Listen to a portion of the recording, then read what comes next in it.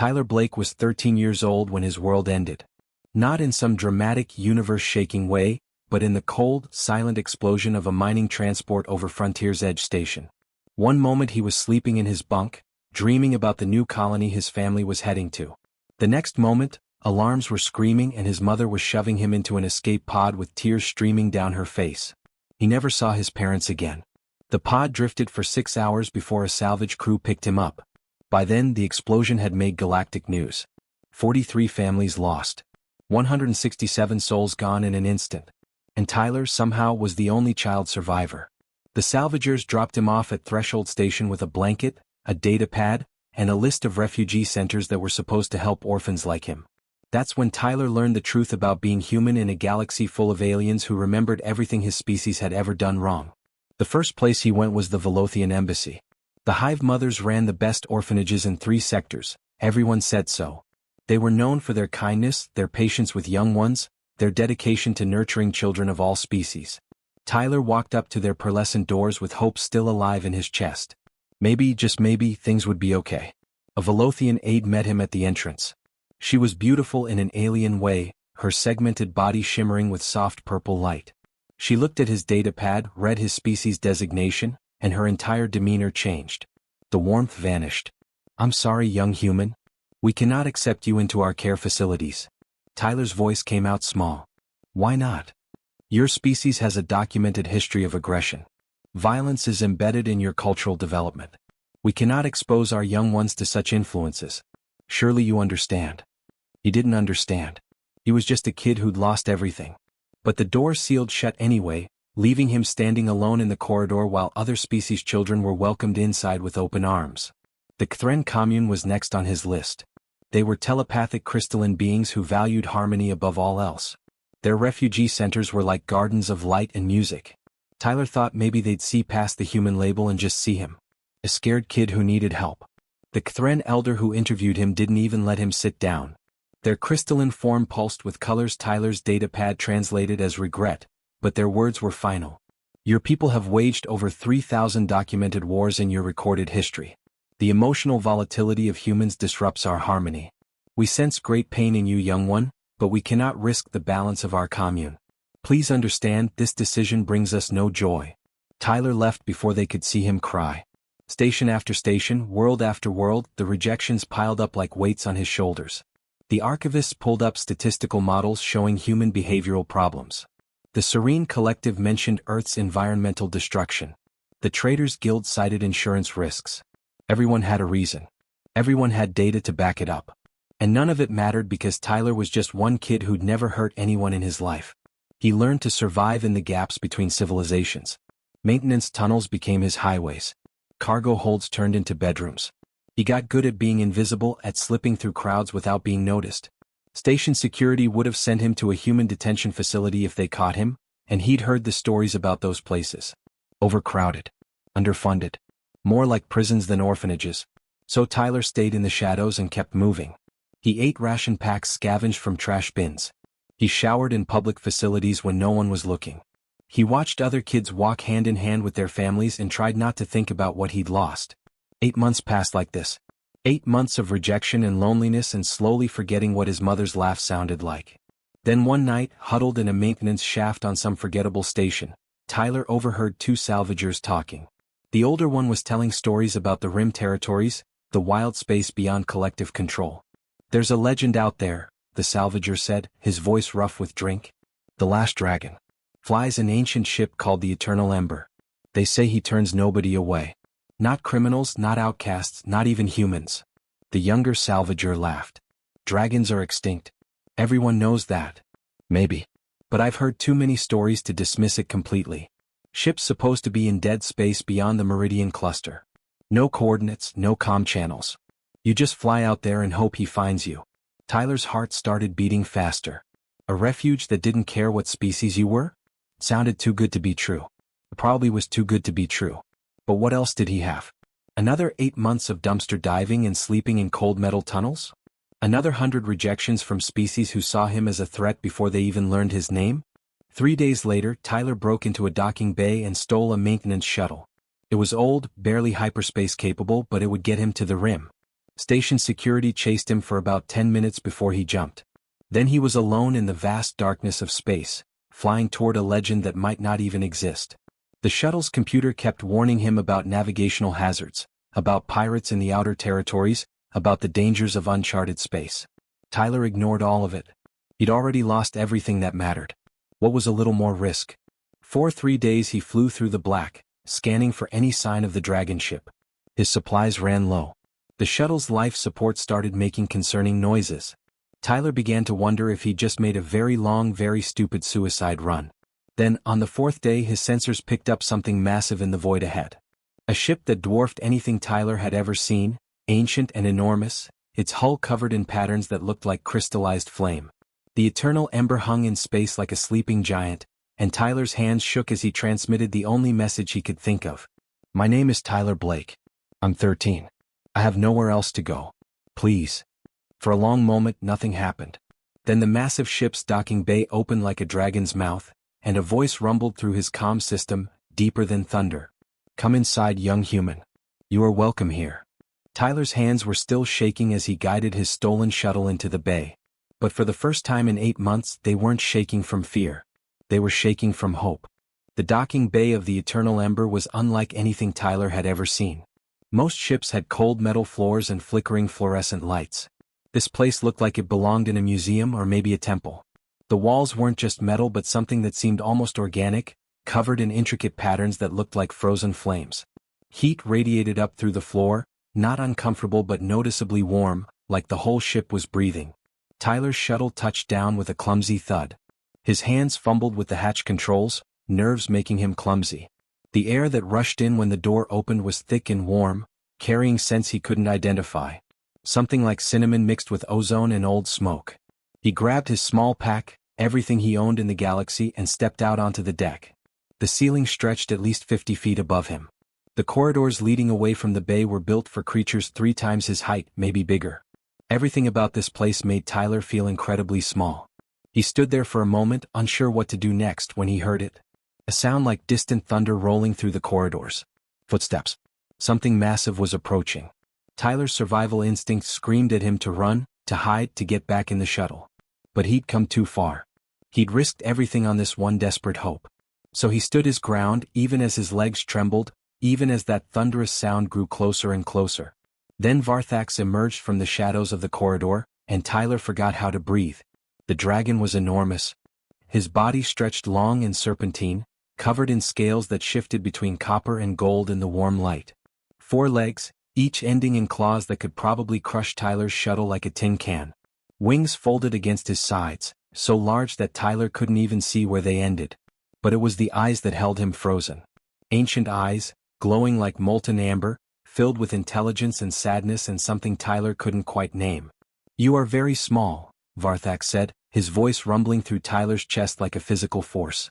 The translation implant in Tyler's ear struggled to keep up. "And very brave. Or very desperate. Perhaps both." Tyler's voice came out as barely a whisper. "I'm sorry. I didn't mean to bother you. Everyone said you might help, but I understand if you can't. I know what humans are. I know our reputation.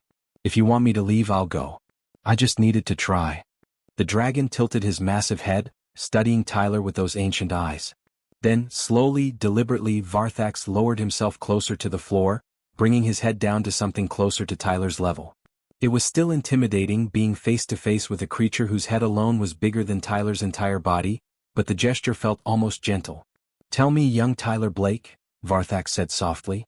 "Do you know why I am called the Last Dragon?" Tyler shook his head. "I am the last because my people are extinct. Not from disease or natural disaster, but because the galaxy united to destroy us. Do you know why?" "No, sir."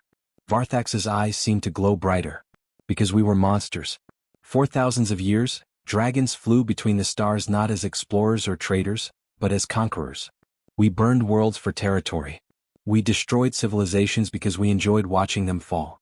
We were stronger, faster, more technologically advanced than most species we encountered. And we used that advantage to spread terror across entire sectors." Tyler felt his stomach drop. This legendary refuge, this place that was supposed to be safe, was run by something that admitted to being a monster. "The galaxy had enough eventually," Varthax continued. Species that had never cooperated before joined forces against us. The war lasted 3 generations. Dragons fell from the skies. Our worlds burned the way we had burned others. By the end, only a handful of us remained. We were given a choice: extinction or exile. Most chose to die fighting. A few of us chose exile. Why? Tyler asked, finding his voice again. Why choose exile? Because some of us had learned something the rest of our kind never understood. Varthak shifted, his massive body coiling slightly. We learned that the capacity for violence and the choice to commit violence are two different things. We learned that the most predatory species can become the most dedicated protectors, if they are willing to change. If someone shows them there is another way. Tyler thought about all the species who'd rejected him. All the doors that had closed in his face because of what other humans had done, wars and violence he'd never participated in, crimes he'd never committed. But everyone says humans are too dangerous, too violent. Our history is full of war and destruction. Yes, Varthax agreed. Just like the Velothians who rejected you. Did they tell you that 3,000 years ago, their hive mothers practiced ritual cannibalism? That they conquered 17 worlds before developing their philosophy of peace? Or the Kthren, those beings of harmony and light? Did they mention their theological wars, where they used crystalline weapons to glass entire planets over religious disagreements? Tyler stared up at the dragon, processing this information.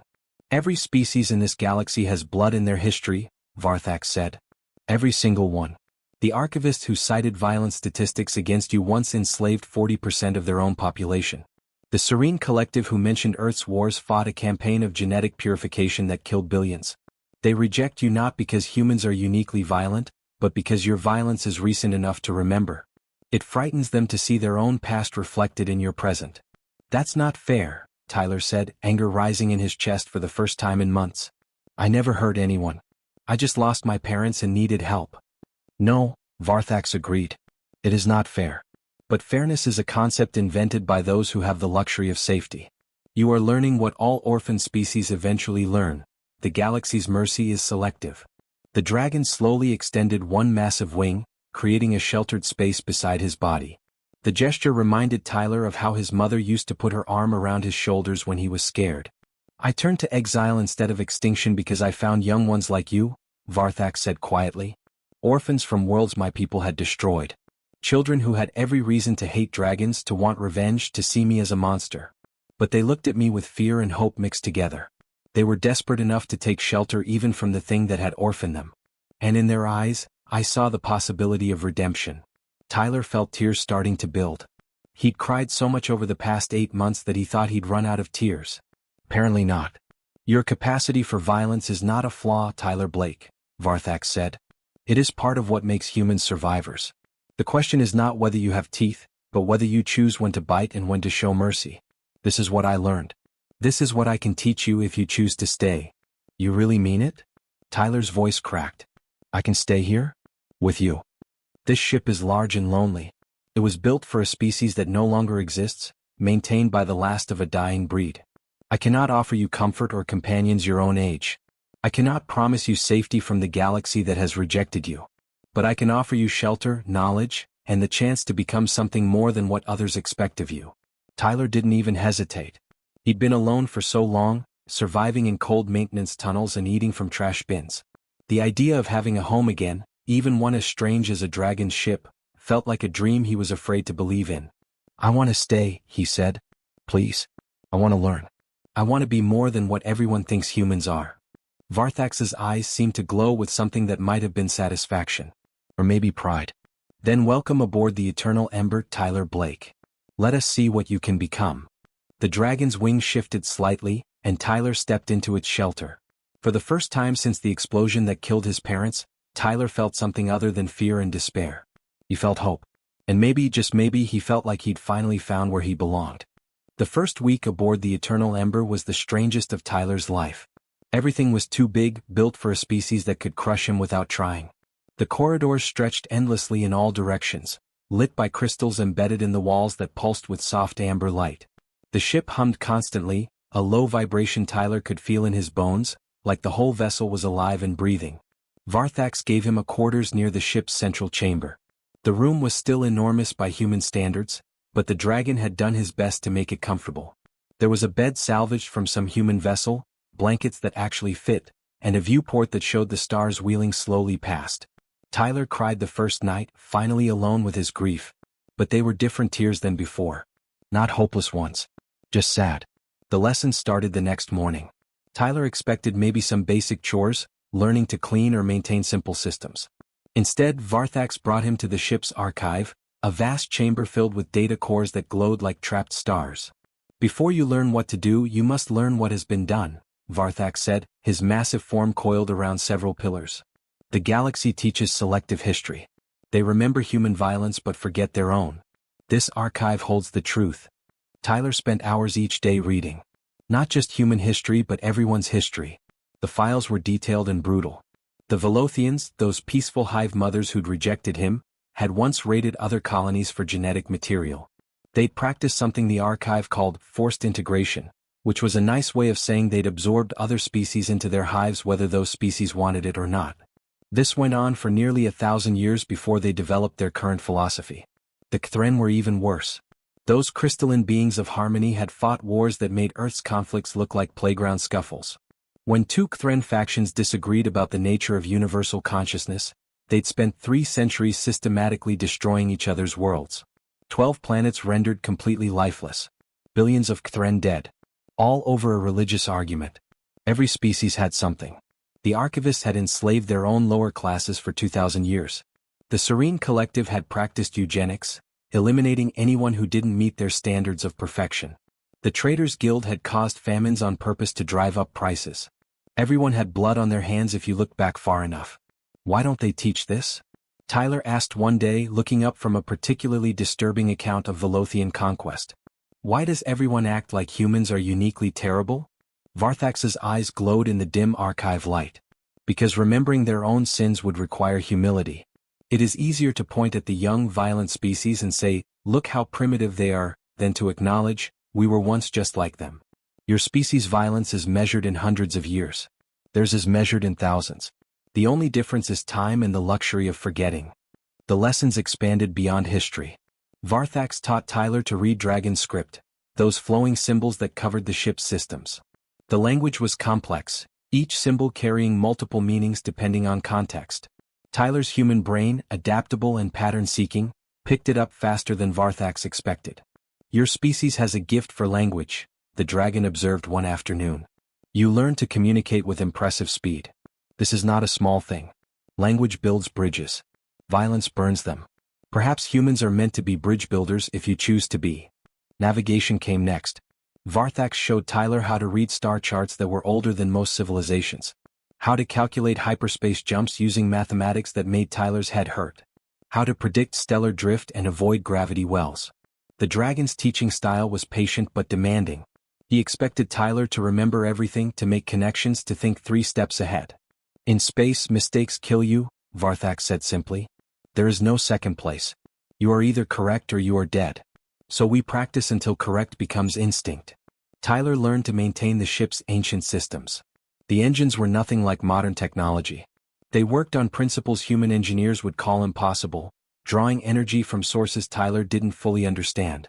But he learned to check the crystal matrices, to monitor the power flows, to recognize when something was functioning correctly or starting to fail. His favorite times were the evenings in the observation dome. Varthax would coil his massive body around the chamber's perimeter while Tyler sat near the center, and they'd watch the stars together.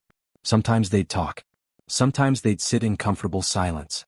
The dragon told stories of civilizations that had risen and fallen, of species that had destroyed themselves through pride or greed or simple stupidity. Why did dragons really change? Tyler asked one evening, about 3 months into his time aboard the ship. You said you found orphans, but there had to be more to it than that. Varthax was quiet for a long moment. We found a Keltharian colony, he finally said. My wing brother Sarthes and I. We had just burned a trading station for refusing to pay tribute. We were young, full of fire and pride. We thought ourselves invincible. The dragon's voice carried old pain. The Keltharians were farmers. Peaceful people. Their world had nothing we wanted, but it was near our territory and we saw that as reason enough. Sarthes wanted to burn it like we'd burned hundreds of others. I do not know why I hesitated. Perhaps I was tired. Perhaps I was curious. But I landed instead of burning. Tyler waited, not wanting to interrupt. There were children in the fields, Varthax continued. Small ones barely past hatching. They saw me land and they ran. Not away but toward me. Because in their innocent minds, a dragon landing meant rescue, not destruction. They had never learned to fear us. Their parents came running, terrified, trying to pull their children back. But the little ones kept reaching toward me, chattering in their language, excited to see a real dragon. Varthax's scales seemed to dim. I saw myself through their eyes in that moment. Not a mighty warrior. Just a monster who burned children. Sarthes wanted to proceed with the attack. I refused. We fought. I killed my wing brother that day to protect a colony of farmers I had never met. That's when you changed, Tyler said softly. That is when I began to change, Varthax corrected. Change is not a moment. It is a choice you make every day. I chose to protect those farmers. Then I chose to protect the next colony my kind threatened. And the next. Eventually, I was the last of my kind because I had fought against my own species to protect others. The galaxy did not make me into what I am. I chose it, one decision at a time. Tyler thought about that. About choice. About how everyone saw humans as violent and dangerous, but nobody asked what humans might choose to become if given the chance. Is that what you're teaching me? Tyler asked. To make different choices? I am teaching you that you have choices, Varthax said. The galaxy will try to tell you what humans are, what you must become. They will point at your violent history and say this is your destiny. But destiny is what we make when we are too afraid to choose our own path. You are human. Yes, your species has capacity for violence. So does every species. The question is what else you have capacity for. Over the following months, Tyler began to understand. His human reflexes, quick and aggressive, could be directed toward precision instead of destruction. His pattern recognition, evolved from hunters tracking prey, could predict stellar movements and system failures. His emotional intensity, which aliens called instability, gave him the ability to care deeply about things beyond himself. Everything the galaxy feared about humans could be channeled into something else. Something better. Varthax never let him forget the darker aspects, though. They trained in combat simulation. Tyler learned to fire the ship's weapons with accuracy that surprised them both. His human brain processed targeting solutions faster than the dragon's, finding angles and opportunities with instinctive speed. See, Varthax said after one particularly successful drill. This is what they fear. This is why they reject you. Because they remember when such talents were turned against them. But I'd never use this against innocent people, Tyler protested. No, Varthax agreed. But they do not know that yet. They judge you by the worst of your species, not the best of your potential. This is their failing, not yours. Your responsibility is to prove them wrong through your choices, not your words. As Tyler's first year aboard the Eternal Ember approached, he realized something had changed inside him. He wasn't the desperate, frightened kid who'd stolen a shuttle anymore. He was still young, still learning, still carrying the grief of losing his parents. But he was becoming something more. Something the galaxy hadn't expected a human could be. He was becoming proof that violence and compassion could exist in the same heart, and that the choice between them was what defined a person. Not their species.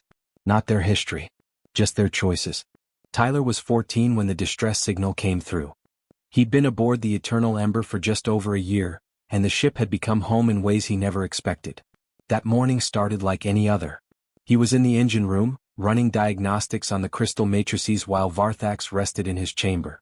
The dragon had been sleeping more lately, his movements slower.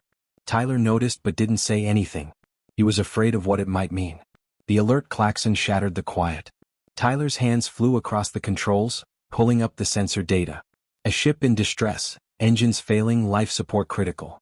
Standard emergency protocols said they should respond. But when Tyler saw the signature, his stomach twisted.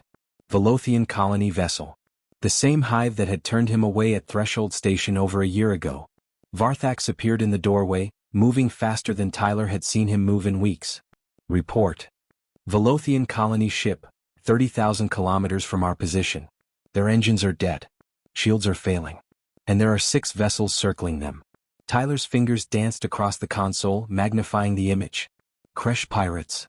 The Kresh were scavengers, known throughout the outer territories for stripping disabled ships down to the hull and selling everything including the passengers. They weren't usually killers, but they didn't care much about keeping their cargo alive either. A disabled colony ship full of Velothian families would be worth a fortune on the black market. We must answer, Varthax said without hesitation. Tyler looked at him. They're Velothians. The ones who rejected me. Who said humans were too dangerous to be around their young. Yes, Varthax agreed, moving toward the bridge with Tyler following. And there are approximately 300 Velothian young aboard that vessel who had no part in that decision. Children who are about to be sold to whoever has the credits. Does their parents' fear of you justify their suffering? Tyler felt ashamed. Of course it didn't. He just wanted Varthax to acknowledge the irony, the unfairness of it. But the dragon was right. Those kids didn't choose to reject him. They were just scared children now, same as he'd been. Calculating jump coordinates, Tyler said, sliding into his station. His hands moved with practiced confidence now, plotting the hyperspace microjump that would bring them right into the middle of the situation. Ready on your mark. Jump, Varthax commanded. The eternal ember dropped out of hyperspace like the wrath of ancient gods. One moment the pirates were taking their time, cutting through the colony ship's hull with plasma torches. The next moment, a vessel 3 times the size of their entire fleet appeared between them and their prize. Tyler's console lit up with incoming communications. Threats mostly. Some confusion. The pirates probably thought they'd stumbled onto another scavenger's claim.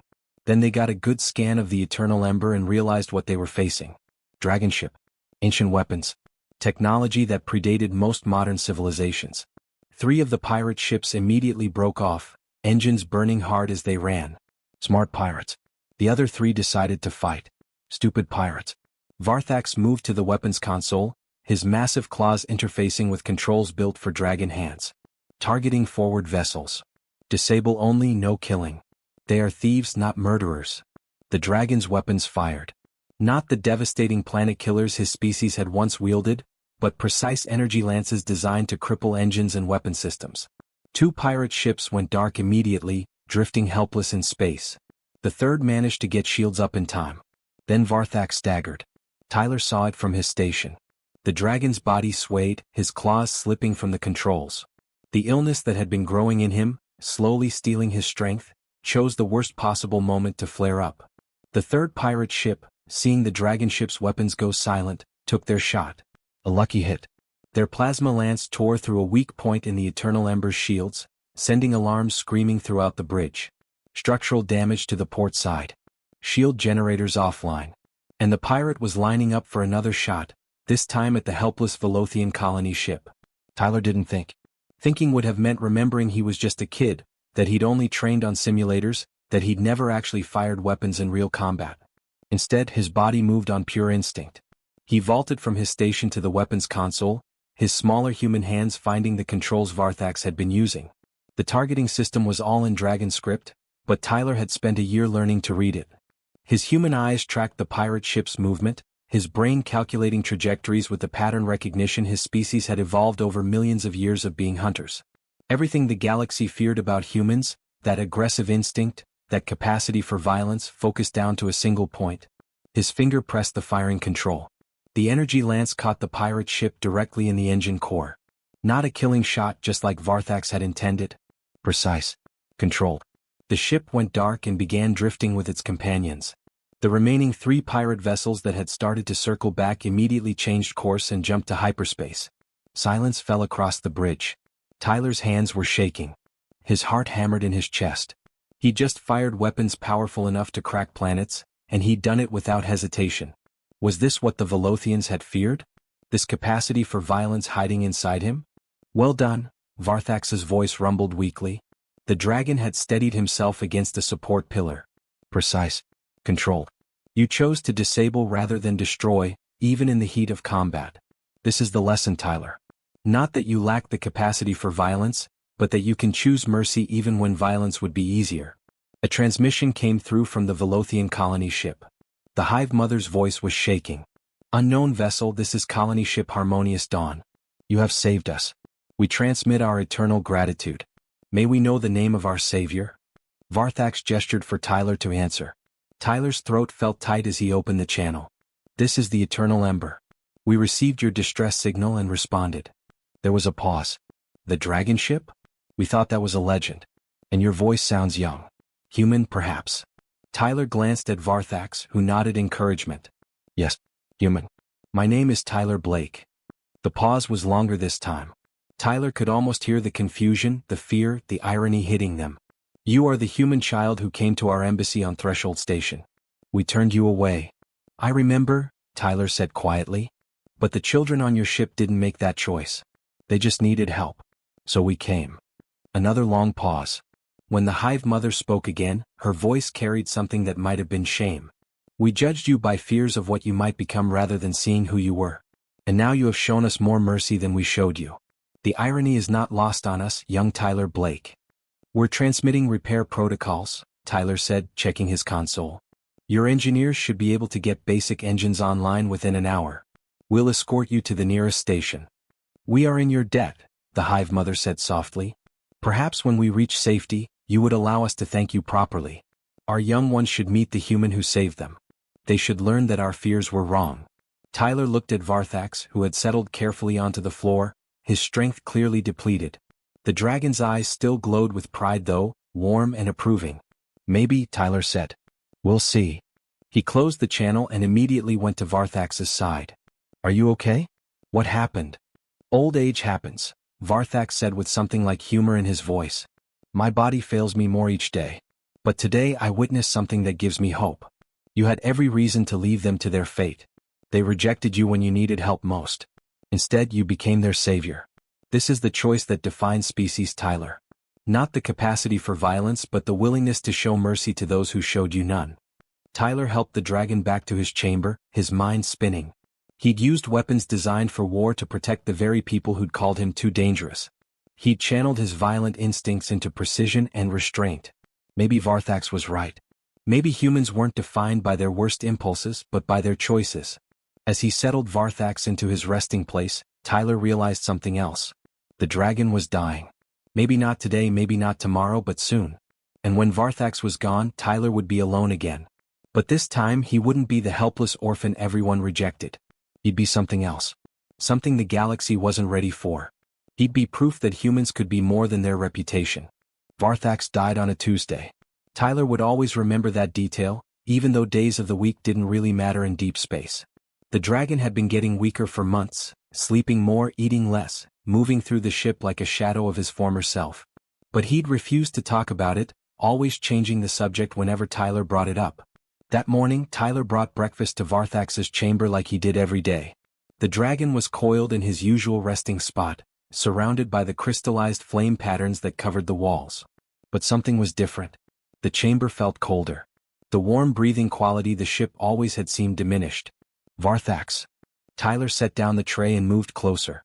The dragon's eyes opened slowly, their glow dimmer than Tyler had ever seen. Ah, young Tyler. Good. I was hoping to see you one more time. Tyler's chest tightened. Don't talk like that. You're fine. You just need rest. I am 15,000 years old, Varthax said softly. I have lived far longer than any dragon should. I have seen empires rise and fall, watched species evolve and go extinct, traveled between stars that no longer exist. I'm not fine, Tyler. I am dying. And that is acceptable. No, it's not, Tyler said, his voice cracking. You can't leave me. You're all I have. I am not all you have, Varthax corrected gently. You have yourself. You have everything I have taught you. You have a choice about what you will become. That is more than most beings ever have. Tyler sat beside the dragon's massive head, tears already streaming down his face. He'd cried when his parents died, when stations rejected him, when he'd felt most alone. But this was different. Varthax hadn't just given him shelter. The dragon had given him purpose, had shown him that his humanity wasn't a curse but a choice. I don't know how to do this alone, Tyler whispered. Yes you do, Varthax said. You saved those Velothians alone. You maintained this ship alone. You have learned to read dragon script, to navigate by stars, to choose mercy over violence. You are not the frightened child who stole a shuttle a year ago. You have become something more. They sat in silence for a while. Tyler held onto one of Varthax's claws, feeling the warmth slowly fading from the ancient scales. The dragon's breathing grew shallower, more labored. The ship is yours now, Varthax said finally. The eternal ember, all its systems, all its archives. I have transferred command protocols to your biometrics. You are the keeper now. I'm just a kid, Tyler protested. I'm 15. I don't know how to be a keeper of anything. You are human, Varthax said. And that is exactly what this ship needs. Dragons built it for conquest. I used it for redemption. But you, Tyler Blake, you will use it for something neither of us could achieve.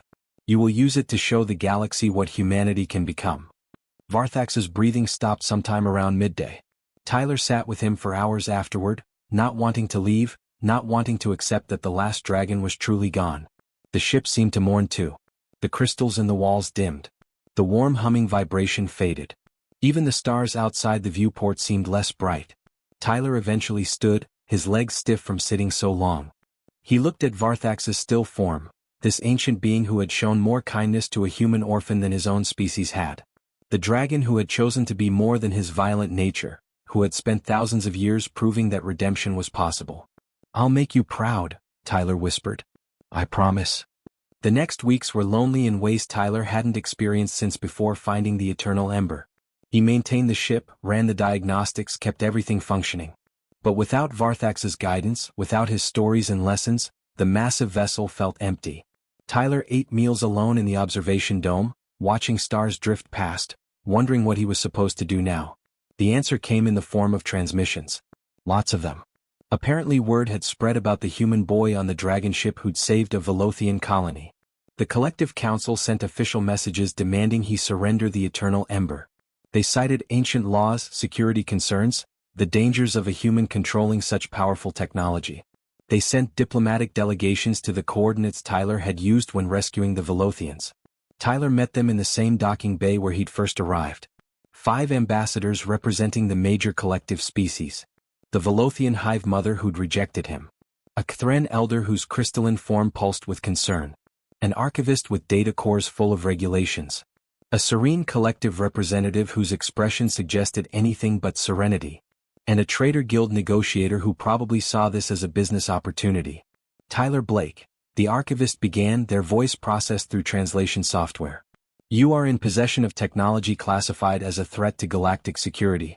Under collective law, this vessel must be surrendered to proper authorities." Tyler stood his ground. He was still small by most species standards, still young, still just a kid who'd lost everything. But he'd learned from a dragon how to stand tall even when you felt small. "Varthax left this ship to me," Tyler said calmly. "He was the last of his kind. He chose me as keeper. I'm not surrendering anything." "You are a child," the serene collective representative said. "And a human child at that. Your species lacks the emotional maturity for such responsibility." "My species saved your Velothian colony ship," Tyler shot back. "While 6 pirate vessels were stripping it for parts, where was the collective? Where were your security forces? Your emergency responders?" The ambassadors shifted uncomfortably. "The dragon ship answered a distress call you ignored," Tyler continued.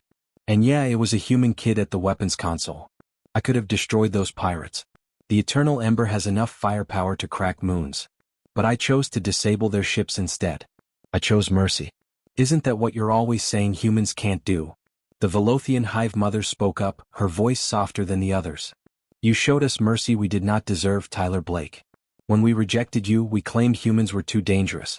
Yet you saved our children without hesitation. Perhaps we were wrong about your species." "Of course you were wrong," Tyler said, his voice rising with passion he didn't know he had. "Every species in this chamber has blood in their history. The Velothians practiced forced integration. The Cthren glassed 12 worlds in religious wars. The archivists enslaved their own people.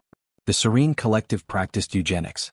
You all committed atrocities that make Earth's wars look tiny. The only difference is you had time to forget." Tyler pulled up a holographic display, accessing Varthax's archives. Images and data filled the docking bay. Detailed records of every species' violent past, carefully documented, impossible to deny. "The last dragon kept these records," Tyler said. "Not to threaten you but to remember that redemption is possible. That violent species can choose to become protectors. He showed me that humans don't have to be defined by our worst impulses. We can choose to be more." "And what will you choose?" the Cthren elder asked, their form shifting colors. "What will you do with such power?" Tyler thought about Varthax, about everything the dragon had taught him. About choice and mercy and the difference between having teeth and choosing when to bite. "I'm going to do what Varthax did," Tyler said firmly. "The Eternal Ember will answer distress calls. All of them. From any species. Even from the ones who rejected me. Especially from them. This ship will protect refugees, orphans, anyone the collective forgets about or decides isn't worth saving. "We cannot allow this," the archivist protested. "A human with such weaponry is exactly what this galaxy needs," Tyler interrupted. "Because I understand what it's like to be rejected. I know what it feels like when everyone looks at you and sees only your worst possible future. The last dragon showed me I could be more than that. Now I'm going to prove it. Not just for me but for every human who's been judged before they had a chance to choose who they want to be." The ambassadors argued among themselves. Tyler could see they weren't comfortable with this. A human teenager controlling a dragon ship violated every protocol they had. But they also couldn't deny what he'd done for the Velothians. And the archives he'd displayed made it hard for them to claim moral superiority. Eventually they left without reaching a decision. Tyler figured they'd probably debated for years. That was fine. He had work to do. Within days the first distress signals arrived. A Kthren station with failing life support. Tyler jumped the Eternal Ember into position and provided emergency power until repairs could be made. Then an archivist research outpost under pirate attack. Tyler disabled the pirates without firing a single killing shot. Then a human colony, ironically rejected by Earth's government for political differences. Tyler brought them supplies and medical equipment. Word spread faster than he expected. The human boy on the dragon ship who helped everyone. The last dragon's apprentice who'd become something new. More distress calls came. More ships in need of rescue. More forgotten outposts that the collective had deemed too expensive or too dangerous to help. Tyler answered them all. Every single one. Then something unexpected happened. Another ship docked with the Eternal Ember. Tyler went to the bay, hand near the weapons console out of caution. But what emerged wasn't a threat. It was a Velothian youth, maybe 16 in human years, carrying a small pack. "My name is Kelris," the young Velothian said through their translator. "I was on the colony ship you saved. My hive mother said I was too young, that it was too dangerous. But I came anyway. I want to learn what you learned. I want to help." Tyler stared at them. "You want to stay here? On a dragon ship? With a human?" "I want to be more than what my hive expects," Kelris said. "Just like you're more than what the galaxy expected. The last dragon showed you that redemption is possible. Can you show me?" Tyler thought about Varthax, about how the dragon had opened his wing to a desperate human orphan when everyone else had closed their doors. About how one act of mercy could change everything. "Yeah," Tyler said, feeling something warm bloom in his chest. "Yeah, I can show you. Welcome aboard the Eternal Ember." More came after that. A Kthren seeker named Chrysal who wanted to understand violence so they could better choose peace. A human girl named Riley who'd been rejected by her own colony for asking too many questions. Others. Different species, different stories, all united by one thing. They wanted to be more than what everyone expected them to be. Tyler taught them what Varthax had taught him. That violence and compassion weren't opposites, but choices. That your capacity for darkness only mattered if you couldn't also choose light. That every species had teeth, and the question was whether you knew when to bite and when to show mercy.